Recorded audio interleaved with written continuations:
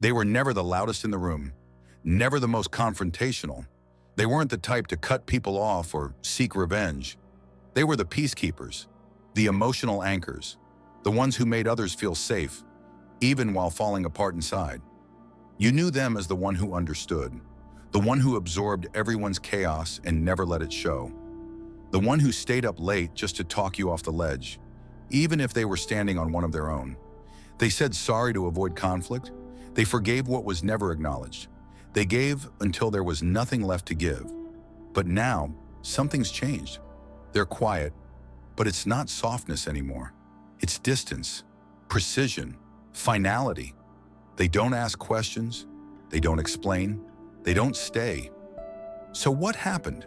What turned someone so deeply compassionate into someone people now whisper about? Someone dangerous? It's not a breakdown. It's not revenge. It's what happens when too much truth is buried beneath a lifetime of silence. It begins with being needed, but never protected. Seen, only when it serves someone else. Loved, only when they made themselves small. Carl Jung warned us, what you repress doesn't vanish. It waits. It evolves. The empath swallowed their anger, softened their truth. They internalized the blame, the guilt, the weight. Not because they were weak, but because they were taught that love meant sacrifice, until one day that sacrifice turns to clarity. This isn't a personality shift. This is a psychological transformation, a rupture, a redefinition. The empath doesn't explode. They detach. They don't argue, they disappear. They don't raise their voice, they raise their standards. You're still here, so something's hitting home. Maybe you've lived this. Maybe you are the one who always understood. So ask yourself, are you being kind or being used? Are you protecting peace or avoiding truth? This video isn't just a story, it's a mirror. If you felt the quiet rage behind your empathy, don't look away now. The breaking point is still coming. And when it does, it changes everything. And what makes them dangerous isn't how much they feel, it's what they've stopped tolerating. This is not the story of a fall, it's the story of a return to power, to self, to truth. So if you've ever felt used, overlooked, or hollowed out by being the strong one, stay with this. Because by the end, you'll understand exactly why the most dangerous person in the room is the one who once stayed silent just to keep you comfortable. Being an empath sounds like a gift. You're the one who just knows when someone's upset, even if they say they're fine. You walk into a room and immediately feel the tension before a word is spoken. You notice what others miss, the flicker in someone's eyes, the shift in tone, the silence that says more than noise ever could. It's painted as a kind of superpower, the ability to feel so deeply, to understand without explanation, to care without condition. But no one talks about what it costs. No one talks about what it does to your nervous system to constantly absorb other people's pain, to wake up tired, not from lack of sleep, but from emotional overload. No one talks about how boundaries blur when you confuse empathy with responsibility, when you feel guilty for saying no, when you feel selfish for protecting your energy. Social media tells you to be kind, stay soft, hold space, but they don't warn you what happens when that softness becomes a prison. In relationships, you become the fixer, the emotional sponge. You minimize your needs so others don't feel uncomfortable. You give second chances long after someone has shown you who they are. In families, you carry the emotional weight no one else will touch. The unspoken traumas, the mood swings, the guilt. You absorb it all and then wonder why you can't breathe. You do it because you're kind, but also because you've been conditioned. Somewhere along the line, you learned that your worth came from being needed. That harmony was more important than honesty. That anger made you unlovable, so you overextend. You say yes when you want to scream no. You soothe others while you're breaking inside. You give so much for so long that resentment starts to grow, quietly, invisibly. And that's where the danger begins.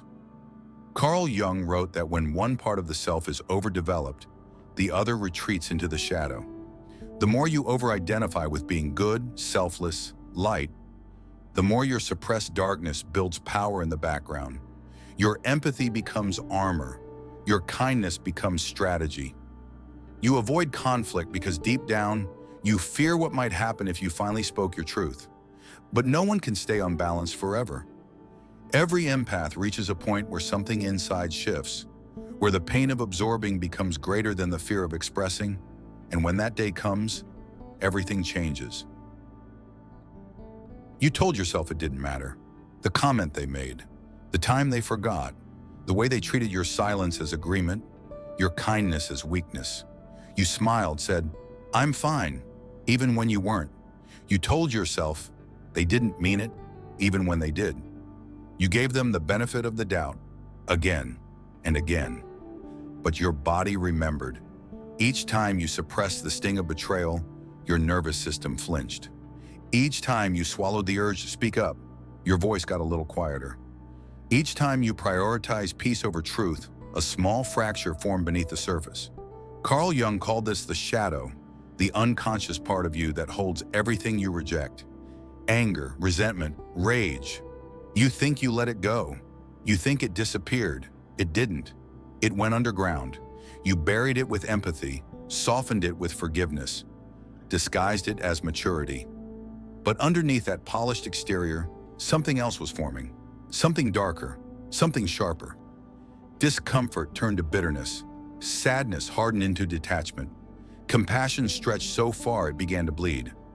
You became the one who always understood, always soothed, always stayed calm while others lost control.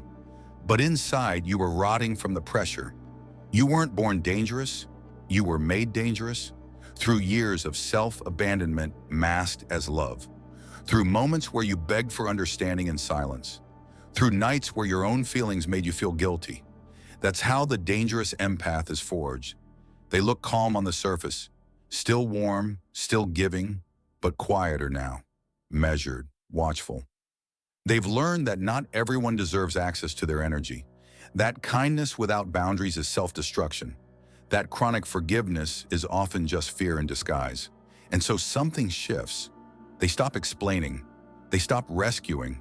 They stop making excuses for people who knew exactly what they were doing. They become what others never expected: clear, detached, unapologetic. This isn't cruelty. This is the shadow rising. The part of you that was silenced for years finally stepping forward, not to destroy, but to defend, not to punish, but to protect. The empath becomes dangerous not because they feel less, but because they finally stop carrying what was never theirs to begin with. And when that happens, the most frightening thing about them isn't how much they've changed, it's how much they finally see. It doesn't happen with a scream. There's no dramatic confrontation, no final outburst, just silence. The empath, the one who always answered, always replied, always made room, even when they were drowning, suddenly goes quiet. They stop explaining, not because they've run out of words, but because they've realized that people who demand explanations never truly listened in the first place. They stop softening their tone, stop cushioning their truths, stop translating their pain into something more palatable. They stop rescuing, and most unsettling of all, they stop being available. No grand announcement, no revenge, just absence. The people who once relied on their compassion begin to notice something missing. The one who used to say yes now says nothing.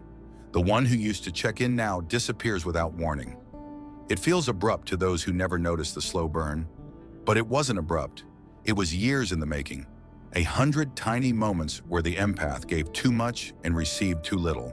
1,000 small betrayals dismissed as not a big deal. An endless loop of giving without being given to, until one day something inside them collapsed. Or maybe finally something awoke. Carl Jung called this individuation, the death of the persona and the emergence of the self. The persona is the mask you wear to survive, the role you play to be accepted, loved, safe. For empaths, that mask is often kindness at all costs. But the true self doesn't want performance, it wants alignment. So when the mask falls, the empath doesn't become someone else. They become who they always were, beneath the approval seeking, beneath the guilt, beneath the conditioning. And that new presence, clear, direct, unyielding, terrifies those who only knew them as soft. Suddenly, boundaries feel like rejection. Silence feels like punishment. Distance feels like betrayal. But it's not betrayal, it's rebirth. The empath has not become cruel. They have become whole. This is the turning point, when empathy is no longer used to appease, when compassion is no longer a leash. This is when the suppressed shadow steps forward, not with destruction, but with definition. And the world doesn't know what to do with a person who feels deeply and no longer apologizes for it. So they call them cold, harsh, dangerous. But they're not dangerous for what they do. They're dangerous for what they've realized, that protecting your peace is not selfish, that saying no is not an attack, that disappearing is sometimes the only way to finally be seen. Society doesn't fear the empath who cries. It fears the empath who no longer flinches. The one who used to shrink in the presence of authority, now holding eye contact without apology. The one who used to explain their every boundary, now walking away in silence. The one who used to bend for approval, now choosing solitude over shallow acceptance. That's when they become dangerous. Because when someone who feels deeply also learns to think clearly and act decisively, they step outside the system. They can no longer be manipulated with guilt, flattery, shame, or praise. They've seen behind the curtain. And once you've seen it, you can't unsee it. Every system that exploited their empathy, corporate, familial, romantic, religious, starts to tremble. Because those systems don't thrive on clarity. They thrive on confusion, on compliance, on people who say yes when they want to scream no. An unhealed empath is useful to those in power. They overextend. They avoid confrontation. They say it's fine when it's not. But a whole empath, they're unpredictable, unbothered, unowned. Carl Jung believed that wholeness was far more dangerous than perfection. A perfect person fits in. A whole person does not. They are loyal to truth, not image. So the world teaches you to stay small, stay agreeable, stay emotionally available to everyone but yourself.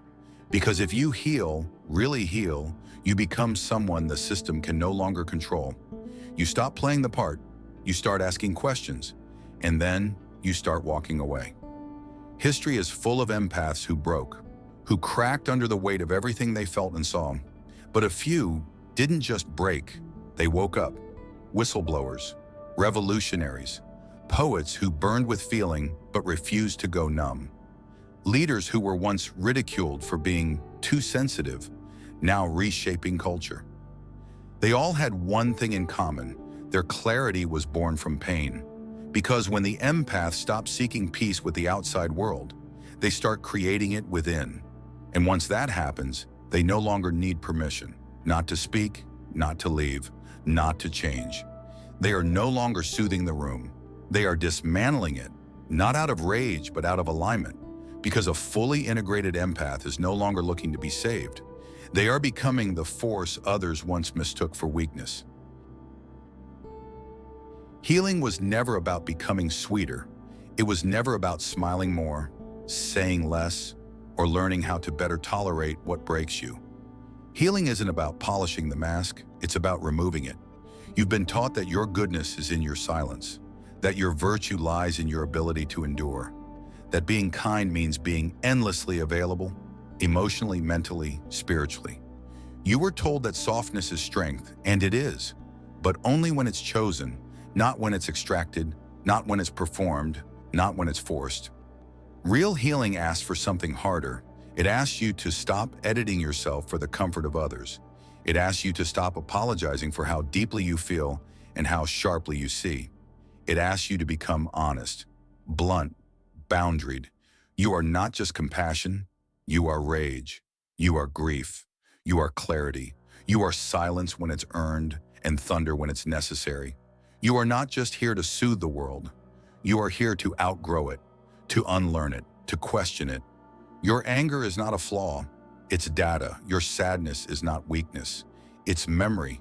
Your detachment is not cruelty. It's recovery. You were never meant to be endlessly soft. You were meant to transform, to evolve beyond the identity others found most convenient, to dismantle the patterns that once kept you safe but now keep you stuck, to stop chasing peace outside yourself and start building it inside. The dangerous empath isn't dangerous because they've become cold. They're dangerous because they've become whole. They've stopped seeking love through obedience, stopped performing goodness for survival, stopped negotiating with patterns that only ever took from them. Their danger isn't in their cruelty, it's in their clarity. They see through manipulation now, through systems, through performances, through people who only love them as long as they stay silent. They don't want revenge, they want truth. And the truth is, they never needed to be fixed, only reclaimed. So let this be your return, not to the version of you that everyone liked, but to the version you abandoned to be liked.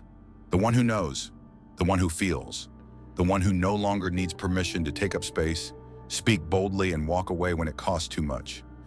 That is the kind of person this world was never ready for, and exactly the kind it desperately needs.